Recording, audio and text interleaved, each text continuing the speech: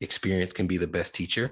I have had the experience of using my debit card or an ACH for a vendor that I wasn't familiar with online, and subsequently finding out that I had been the victim of fraud and that vendor had hacked my account and used it for other purchases. But thankfully, if you use a credit card instead, the liability in those cases is minimized.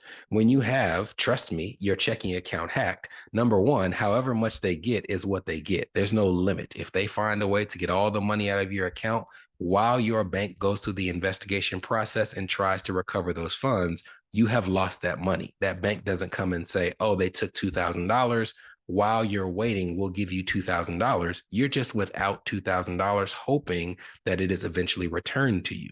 The credit card company, however, you can see from this article, and I quote, the Fair Credit Billing Act protects you against credit card fraud and limits your maximum liability to $50. Some card issuers expand that law by offering $0 fraud liability on unauthorized charges, which means you won't be held liable for any amount of fraudulent purchases, end quote.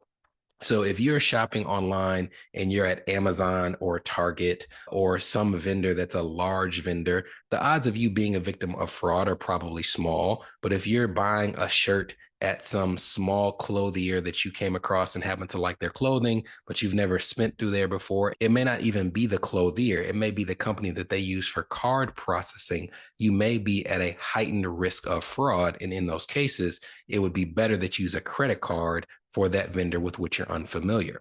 And for in-person purchases, it's the same. If you're going to a place that you're very familiar with, the people there, not impossible to be a victim of fraud, but maybe a lower bar. But if I'm on a road trip, for example, and I'm buying some gas, it's highly likely that I'm going to pull out my credit card because it's going to be harder to convince my bank to investigate if Pete's Gas and Chow in East whatever county may have been the perpetrator of the fraud or the person who hacked my account.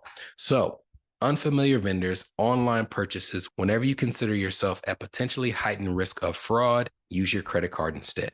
Next is when you are paying for items that either offer you a multiple of points or you are redeeming points for something that gives you a multiplier in terms of credit.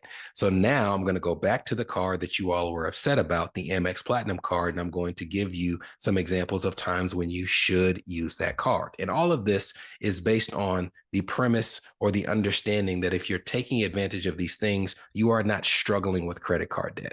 If you're struggling with credit card debt, you need to go back and listen to the episode last week. This is, I'm doing well with my credit card debt. I'm paying it off in full, or I'm at least not paying any interest. Here's times when you can use that card. The Amex Platinum card, in spite of its fee, it does have, for people who travel frequently, benefits like multipliers on money that you spend for things like travel being flights and hotels booked through the site. So for example, you can see that if you spend $1 on the Amex travel website for flights or hotels, you can get 5 times worth of the points for what you would get if you spent it on a non-travel related purchase. So for example, if you spent $1 somewhere else, you would get 1 reward point.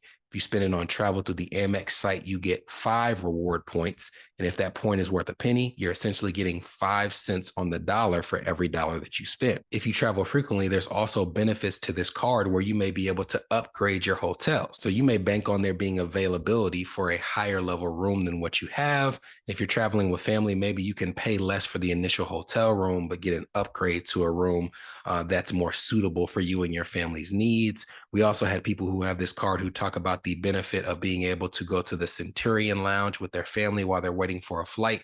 This isn't the only card that does this, but the point is, if you are in charge of your credit, meaning you're managing it well, you understand the perks that come with this card, and you know when and how to use it to maximize those perks, there are potentially reasons where you would benefit from doing so.